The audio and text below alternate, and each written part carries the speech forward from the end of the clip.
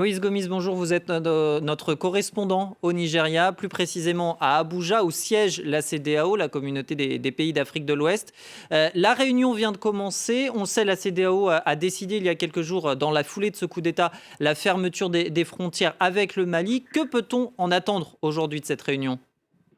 Alors les chefs d'État et de gouvernement de la CEDEAO ont le vent derrière eux puisque le Conseil de sécurité hier et également l'Union africaine ont repris quasiment un mot pour mot le communiqué qui avait été publié par la CEDEAO mardi dernier, juste au moment où le coup d'État était en train de se passer à Bamako. Donc les chefs d'État vont décider comment ils vont certainement discuter avec la junte qui est au pouvoir actuellement à Bamako. On rappelle que la CEDEAO avait indiqué depuis mardi dernier qu'elle maintenait le dialogue avec les nouveaux dirigeants provisoires du Mali.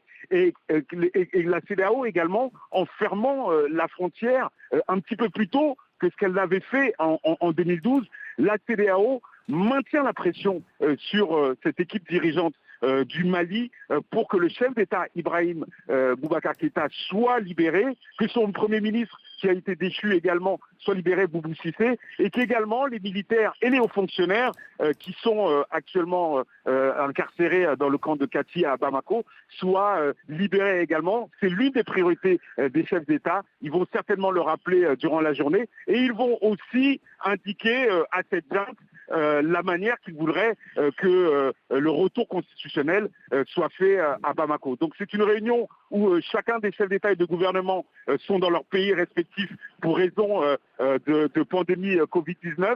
Mais a priori, tous les chefs d'État, d'après ce qu'on m'a indiqué ici à la CEDEAO, sont présents pour cette visioconférence qui est très importante, on le rappelle, puisque cette crise malienne pourrait avoir aussi des répercussions dans d'autres pays de la CEDEAO. On connaît la fragilité dans un certain nombre de pays actuellement dans le Sahel, mais aussi ailleurs, et aussi la problématique sécuritaire qui est provoquée par cette crise, une problématique sécuritaire qu'on retrouve aussi dans un certain nombre également de pays de la CEDEAO. Donc les chefs d'État vont discuter âprement aujourd'hui. A priori, on ne nous a pas indiqué de date de fin de réunion, mais ce qui est sûr, c'est que presque tous les chefs d'État sont bien présents pour cette visioconférence qui est attendue dans la CEDEAO, mais bien entendu, bien au-delà dans le monde.